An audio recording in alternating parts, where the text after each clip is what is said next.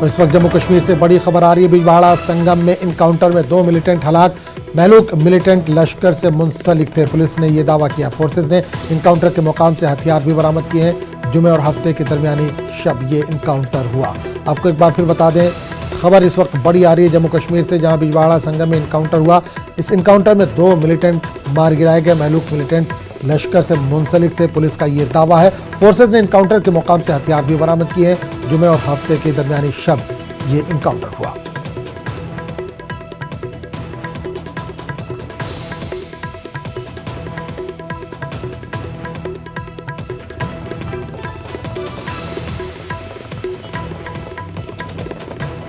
तो इस वक्त बड़ी खबर आ रही है जम्मू कश्मीर से, जहां बिजबहाड़ा संगम में इनकाउंटर में 2 मिलिटेंट के मारे जाने की खबर आ रही है। महलूक मिलिटेंट लश्कर से मुंसलिक थे। पुलिस ने दावा किया। फोर्सेज ने इनकाउंटर के मुकाम से हथियार भी बरामद किए। इस पूरे मामले पर बात करने के लिए हम सीधे रुख करेंगे अपने नुमाइंदे मुदस्सर कादरी के पास, जो इस वक्त फोन लाइन के जरिए हमारे साथ जुड़े।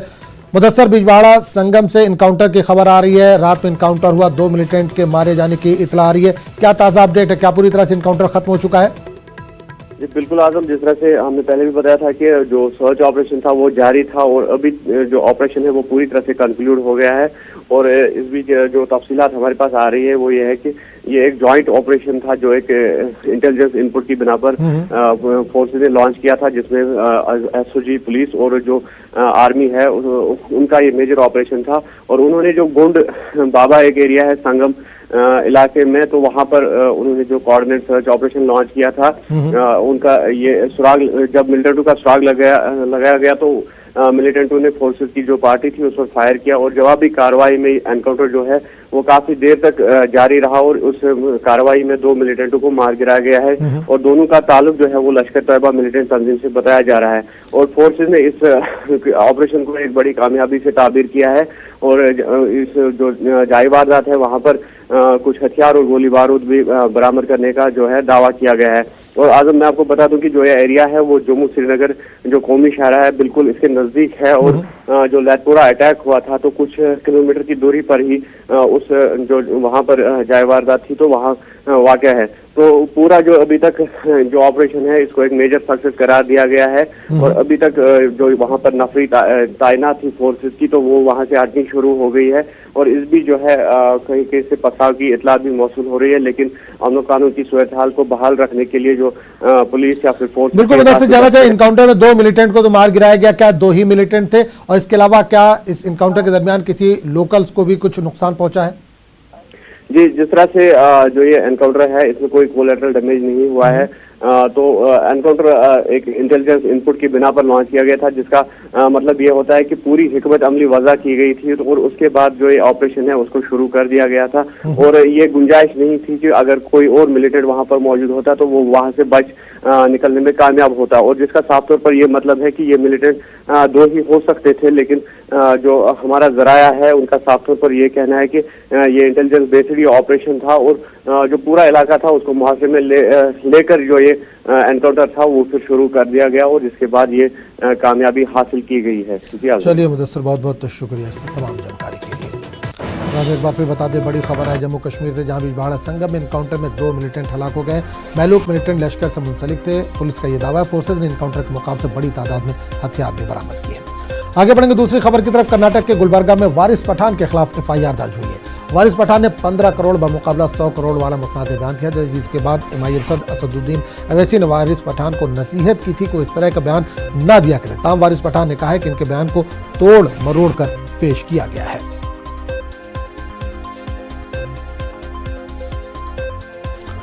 और इससे पूरे मामले पर बात करने के लिए हम सीधे रुख करेंगे गुलबर्गा, जहां समाचार नुमाइंदे जवाद मीर इस वक्त फोन लाइन के जरिए जुड़े। जवाद, गुलबर्गा में वारिस पठान के खिलाफ FIR दर्ज कर दी गई है। कल जो पूरे दिन खबरों में रहा, उनके जो बयान एक था 15 करोड़ बा मुकाबला 100 करोड़ वाला, उसके खिलाफ किसने ये FIR दर्ज कराई? इस ताल्लुक से क्या जानकारी आ रही है? देखिए आजम, ये श्वेता सिंह नामी खातून है जो बीजेपी महिला मोर्चा की डिस्ट्रिक्ट वाइस प्रेसिडेंट है। उन्होंने ये गुलबर्गा रूरल पुलिस स्टेशन में मामला दर्ज कराया है। पुलिस ने इनके तहत ताजरात की 2-3 डिफात लगाए हैं। 117, 117 और 153, यानी कि 2 कमी 153A दो ग्रुपों के दरमियान तफरका डालने की कोशिश करना, 117 लड़ाई झगड़े के लिए उकसाना, तो इस तरह के दो ताजरात इनकी दो दिफात के तहत गुलबर्गा रूरल पुलिस स्टेशन में ये मामला दर्ज किया गया है। कल का ये वाकया है। अगर हम वारिस पठान के बयान की बात करें तो वारिस पठान ने ये 15 फरवरी का वाकया है जो CAA के खिलाफ जो गुलबर्गा में एक एहतजाजी जलसा रखा गया था। वो जलसा इत्तेफाक से MIM ही की निगरानी में था। वो पार्टी जलसा था जिसमें पार्टी सदर ओवैसी भी मौजूद थे। ओवैसी की मौजूदगी में उन्होंने ये इस तरह का बयान दिया था। तो हालांकि मामला 15 फरवरी का है, लेकिन बिल्कुल जवाद वारिस पठान का भी रिएक्शन आया कि उनके बयान को तोड़ मरोड़ कर पेश किया गया, क्योंकि गुलबर्गा का वाकया आपने इसको कवर भी किया था। तो क्या वाकई जिस तरह का ये दावा करे वारिस पठान उसमें सही है बात?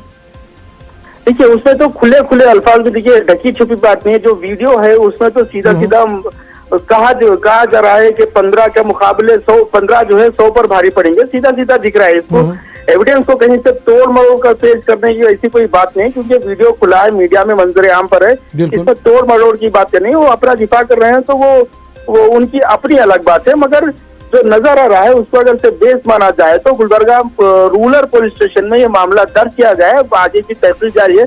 जैसे मैंने आपके सामने अर्ज किया है कि ताजरात इनकी दफा 117 और 153 के तहत इनके खिलाफ मामला दर्ज किया गया है, जिसके तहत दो ग्रुपों में 153 ये कहता है कि दो ग्रुपों में तफरका डालने की कोशिश करना, जबकि 117 कहता है कि लड़ाई झगड़े के लिए उकसाना, यानी कि दूसरों के खिलाफ आप जो है प्रोवोकेट कर रहे हैं कि भाई आप उनके खिलाफ कुछ एक्शन लीजिए। इस तरह के मामले पे जो है ये पुलिस कमिश्नर की जब सामने ये वीडियो पेश किया गया तो पुलिस कमिश्नर ने इसको समझा है कि हाँ ये मामला बनता है। तो इसके तहत दो ताजरात इनकी दो दिफात के तहत ये मामला दर्ज किया गया है। आजम, चलिए जवाब बहुत बहुत शुक्रिया इस तमाम जानकारी के लिए। दिल्ली के गार्गी कॉलेज में जिनसी हरासानी के मामले में आज दिल्ली ख्वातीन कमीशन से तलबा मुलाकात करेंगे। DCW की जांच की ताज़ा सूरत-ए-हाल का तलबा जानकारी लेंगे। आपको बता दें कि 6 फरवरी को कॉलेज में सकाफती प्रोग्राम के दौरान कुछ शर्त पसंदों ने कॉलेज में दाखिल होकर तालिबात के साथ बदतमीजी की थी। कई दिनों बाद FIR दर्ज हुई। तकरीबन 18 मुलजिमीन को गिरफ्तार किया गया, जिनमें 10 को जमानत पर रिहा कर दिया गया है।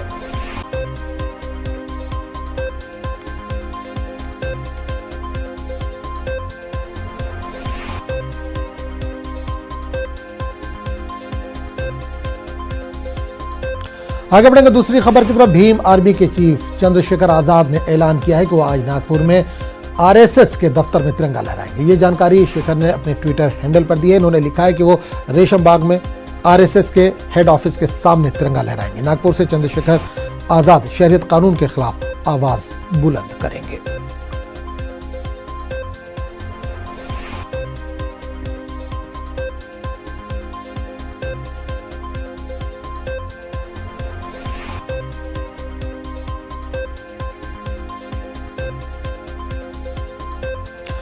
मरकजी वजीर गिरिराज सिंह ने मुल्क की तकसीम के पस मंजर में मुतनाज़ बयान दिया, जिस पर बवाल खड़ा हो गया है। बीजेपी के हलीफ LJP ने गिरिराज के बयान की नुक्ताचीनी की, जबकि अपोजिशन कांग्रेस का कहना है कि गिरिराज का ज़हनी तवाज़ुन खराब है।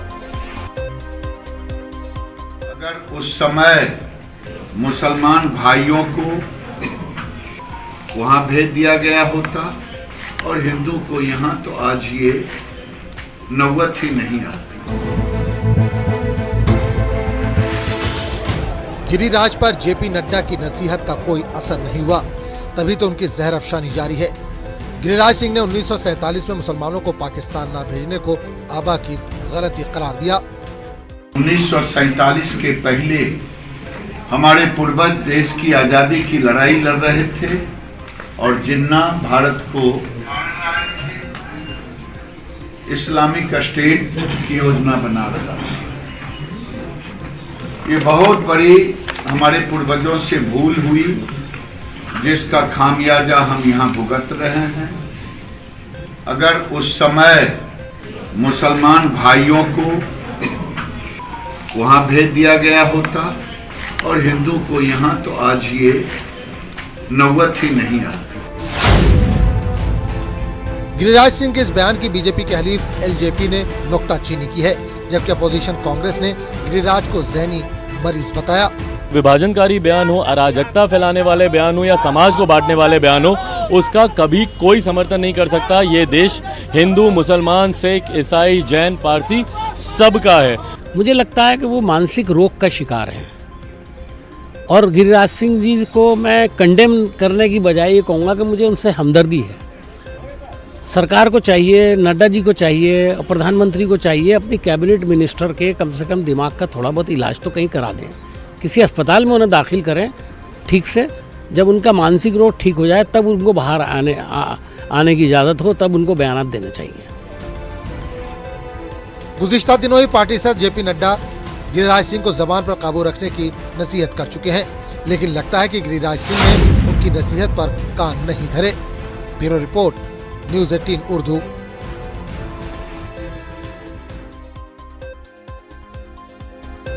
केरल के गवर्नर आरिफ मोहम्मद खान ने इशारों ही इशारों में शाहीन बाग के मुजाहिरीन पर निशाना साधा। आरिफ मोहम्मद खान के मुताबिक लोग सड़कों पर बैठे हैं और अपने नजरियात को दूसरों पर थोपने के लिए मामलाते जिंदगी में रखना डाल रहे हैं। ये भी एक तरह की दहशतगर्दी है। एक प्रोग्राम से खिताब करते हुए आरिफ मोहम्मद खान ने कहा कि जारहियत सिर्फ तशद्दुद की शक्ल में सामने नहीं आती, बल्कि इसके कई रूप हैं।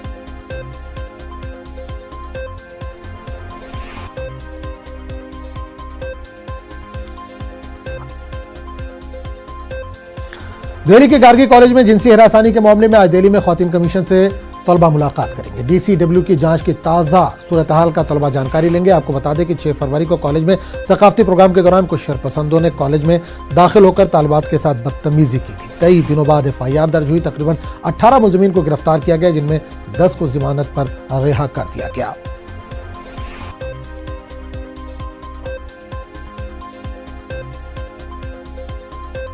इस पूरे मामले पर बात करेंगे, हम सीधे रुख करेंगे दिल्ली का जहां सामान्य नुमाइंदा रचना इस वक्त जुड़े हैं।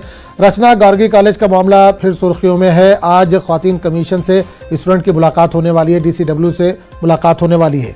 कब तक मुलाकात हो सकती है, क्या इशू है, क्या बातें करने वाले हैं लोग?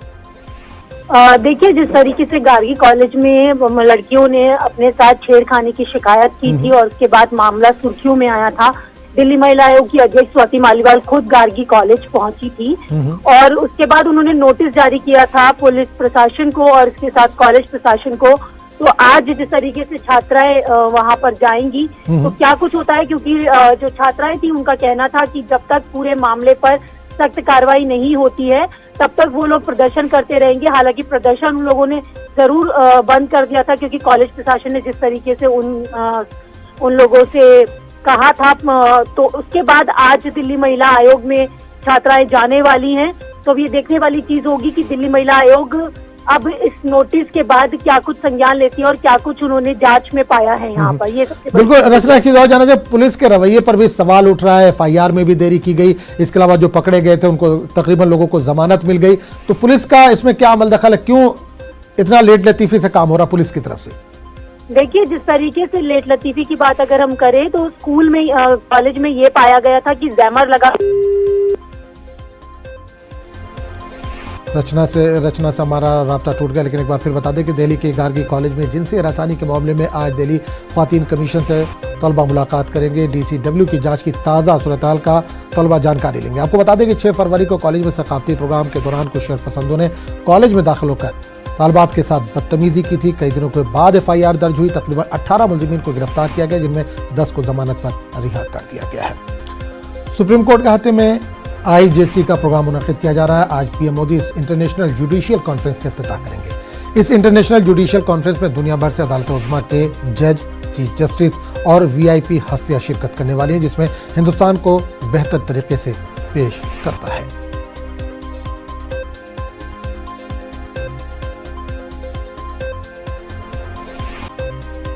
और इसके साथ ही PM मोदी आज खेलो इंडिया यूनिवर्सिटी गेम्स के इफ्तिताही प्रोग्राम से भी खिताब करने वाले हैं। खेलो इंडिया यूनिवर्सिटी गेम्स उड़ीसा के भुवनेश्वर में मुनक्किद किया जा रहा है, जो कि 1 मार्च तक जारी रहेगा। शाम 7 बजे वीडियो कॉन्फ्रेंसिंग के जरिए PM मोदी खिताब करेंगे। खेलो इंडिया यूनिवर्सिटी गेम्स उड़ीसा हुकूमत के जरिए बैनुल-अक़वामी सतह पर शुरू किया जा रहा है, जिसमें करीब 150 से ज्यादा दुनिया भर की यूनिवर्सिटी के 3500 खिलाड़ी हिस्सा ले रहे हैं, जिसमें रग्बी समेत 17 मुख्तलिफ खेल शामिल किए गए, जिसमें दुनिया भर से आए खिलाड़ी शानदार मुजाहरा पेश करेंगे।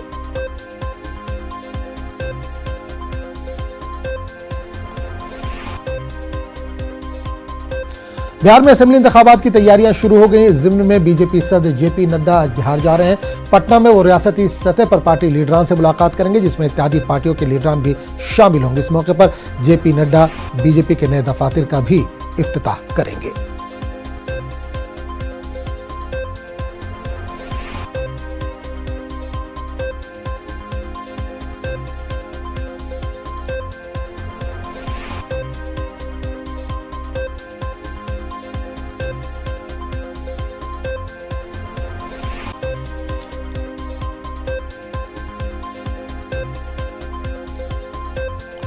तो नाज़रीन, आपको एक बार फिर बता दें कि बिहार में असेंबली इंतखाबात की तैयारियां जोरों से जारी है। जिम्न में बीजेपी सदस्य जेपी नड्डा आज बिहार पहुंच रहे हैं। पटना में वो रियासती सतह पर पार्टी लीडरान से मुलाकात करेंगे, जिसमें इत्यादि पार्टियों के लीडरान भी शामिल होंगे। इस मौके पर जेपी नड्डा बीजेपी के नए दफातर का भी इफ्तिताह करने वाले हैं।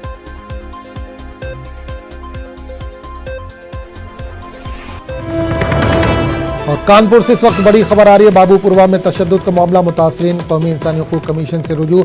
मुतनाज़ CAA के खिलाफ एहतजाज के दौरान हुई अमवात, 3 अफराद की मौत हुई थी, 13 अफराद हुए थे जख्मी। मुतासरीन ने पुलिस के खिलाफ FIR दर्ज कराने की दरख्वास्त की। तमाम अर्जियों पर 28 फरवरी को अदालत में होगी समाअत। मुतासरीन के इंसानी हकूक कमीशन से अपील। आपको एक बार फिर बता दें, कानपुर से इस वक्त बड़ी खबर आ रही है।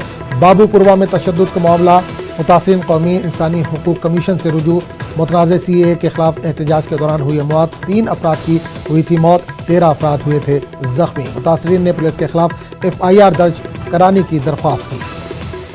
और इस पूरे मामले पर बात करने के लिए सीधे रुख करेंगे कानपुर का, जहां से नुमाइंदे संदीप सविता जुड़े हैं। संदीप, बाबूपुरवा मामले में कौमी इंसानी हकूक कमीशन से जो मुतासरीन है वो रुजू हुए हैं, क्या ताज़ा अपडेट है इस वक्त आपके पास? आजम, मैं आपको बता दूं कि जिस तरह से पहले कोर्ट में गुहार लगाई गई कि बाबूपुरवा मामले पर जो लोग घायल हुए हैं और जिनकी मृत्यु, उनके परिजनों ने ये FIR करने की गुहार लगाई पुलिस पर, उसके बाद अब राष्ट्रीय मानवाधिकार की तरफ इनका रुख हुआ है, उनसे मुलाकात की है और उनसे अपील की है कि इस मामले में FIR दर्ज हो और न्याय मिले और निष्पक्ष जांच की जाए, जिससे कि जो मुतासरीन हैं उनको न्याय मिल सके। इस मामले पर पूरी जो सुनवाई होगी वो 28 फरवरी को होगी। जैसा कि वकील ने बताया कि जो प्रार्थना पत्र दिए गए हैं और कोर्ट ने आदेश किया है पुलिस को, कानपुर पुलिस को, कि 28 फरवरी तक जो भी हाई कोर्ट से रिलीफ मिला है पुलिस को या जो भी आदेश हुए हैं उसको लेकर वो 28 फरवरी को पुलिस कानपुर कोर्ट में उपस्थित हो। चलिए संदीप, बहुत बहुत शुक्रिया इस तमाम जानकारी के लिए।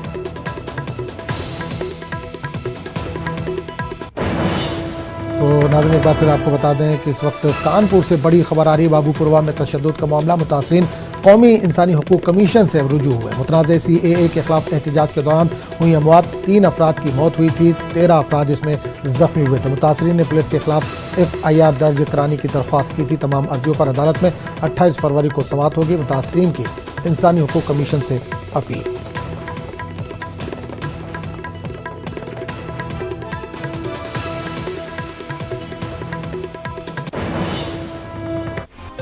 अमेरिका के साथ डोनाल्ड ट्रंप के हिंदुस्तान दौरे के मद्देनजर तमाम तैयारियां जोरों पर हैं। सदर ट्रंप मोहब्बत की निशानी ताजमहल का भी दीदार करेंगे। इस हवाले से क्या कुछ तैयारियां चल रही, हमारे नुमाइंदे हिमांशु त्रिपाठी ने इसका जायजा लिया।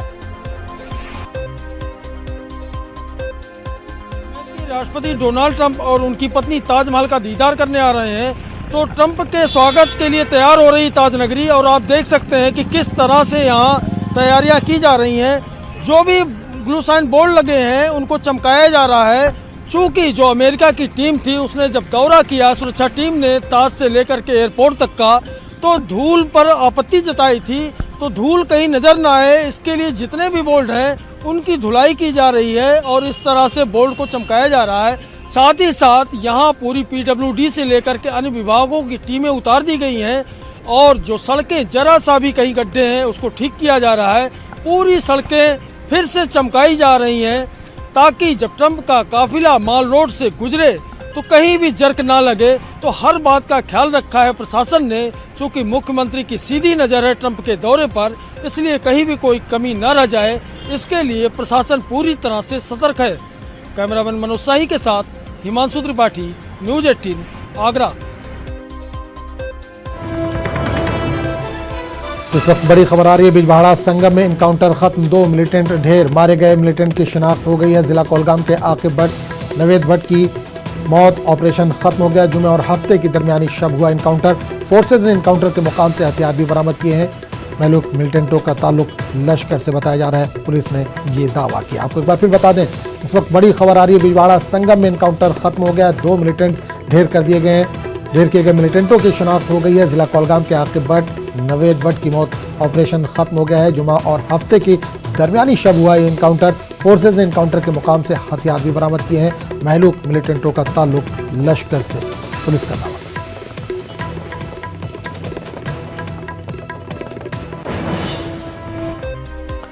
मुजाहिद आज़ादी हिंदुस्तान के अजीम सपूत और आज़ाद हिंदुस्तान के पहले वजीर तालीम मौलाना अबुल कलाम आज़ाद की आज बरसी है। 22 फरवरी 1958 को दिल्ली में मौलाना ने 69 बरस की उम्र में अपनी आखिरी सांस ली। 11 नवंबर 1888 में मक्का मुकर्रमा में मौलाना की पैदाइश हुई।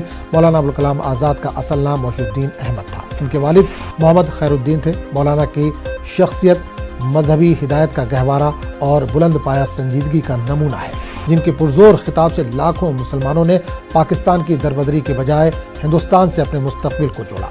मौलाना बैक वक्त उम्दा, इंशा परदाज, जादू बयान, खतीब, बेमिसाल सहाफ़ी और एक बेहतरीन मुफस्सिर थे।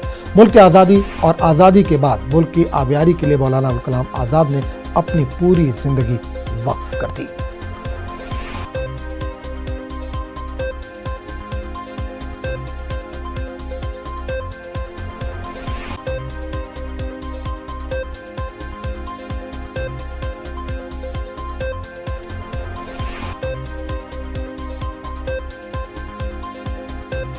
बांडीपुरा में महकमा तालीम एक भारत श्रेष्ठ भारत मुहिम के तहत मुख्तलिफ प्रोग्रामों का इनेकाद कर रहा है। बच्चों को मादरी ज़बान की अहमियत से वाकिफ कराया जा रहा है। बच्चों को मुल्क की रंगारंग सकाफत और तमद्दुन से आगाह करके इन्हें कसरत में वहदत का दर्स दिया जा रहा है। पेश है सईद की रिपोर्ट। बांडीपुरा में महकमा तालीम ने एक भारत श्रेष्ठ भारत सीरीज के तहत हाई स्कूल बाग में मादरी जबान की अहमियत व अफादियत पर एक प्रोग्राम मुनक़िद किया। लिटरेरी फोरम बांडीपुरा के ताउन से मुनक़िदा प्रोग्राम में माहिरीन ने बच्चों को मादरी जबान की अहमियत से वाकिफ कराया। माहिरीन ने बच्चों को ये भी समझाया कि उन्हें मादरी जबान के अलावा दूसरी बड़ी जबानों को भी सीखना चाहिए। बच्चों ने भी मादरी जबान की अहमियत पर अपने ख्यालात का इजहार किया। प्रोग्राम की खास बात यह थी कि गुरेज की तालिबात ने शीना जबान में सास बहू की तानाजनी के हवाले से गीत पेश करके शुरका से खूब दाद हासिल की। आरागाम चिट्ठेबाड़ी की तालिबात ने गोजरी जबान में गीत पेश करके समा बांध दिया। इन तालिबात ने अपना रिवायती लिबास पहनकर अपने तमद्दुन का हकीकी रंग पेश किया। इन तालिबात ने मादरी जबान में ही अपने ख्यालात पेश करके अपनी मादरी जबान के तईं अपनी मोहब्बत का इजहार किया। उर्दू जबान में इन गीतों का तर्जुमा भी शुरका को समझाया गया। कोई असो डेली आस्तिज आसु बेसो शिना गए नद रजियस असो काफी मजा आलर के तो वेश बाकियों का चिक पजेरियन फिर बेसला एंजॉय थे कि ऐसे लैंग्वेज को ही सब बाकी से मस सिनोटिक पता शच के कोई शिना ही सकचाक ऐसे लिखे मातृ दिवस पहाड़ी प्रोग्राम है। इस बीच नचा भी गैसा भी तो इस बीच अस यहाँ पर मतलब पहाड़ी अंदर जो नचना गेना होया अस तो पेश कर सा इस बीच तुसी सारे आए तो सारे तो शुक्रिया। मुंतजमीन का कहना था कि कसरत में वहदत की अच्छी मिसाल सिर्फ यहाँ देखने को मिलती है। वो एक भारत श्रेष्ठ भारत प्रोग्राम में सब लोगों को शामिल करके इस प्रोग्राम को कामयाबी के साथ आगे बढ़ा रहे हैं। मकसद ये है कि जो हमारा जो यूनिटी इन डाइवर्सिटी है भारत का, जिसके लिए हम पूरी दुनिया में मशहूर है, उन बच्चों को एक्सपोजर देने के लिए इस यूनिटी इन डाइवर्सिटी का मेरी इस वक्त अपील है जो मेरे फेलो सिटीजन्स हैं, let us join hands in order to make this programme a grand success. वाज़ेह है कि एक भारत श्रेष्ठ भारत के तहत महकमा तालीम बांडीपुरा में बड़े पैमाने पर मुख्तलिफ प्रोग्राम मुनाकिद कर रहा है। न्यूज़ 18 उर्दू के लिए बांडीपुरा से सईद की रिपोर्ट। इस बुलेटिन में फिलहाल इतना। अगले बुलेटिन में आपसे फिर मुलाकात होगी।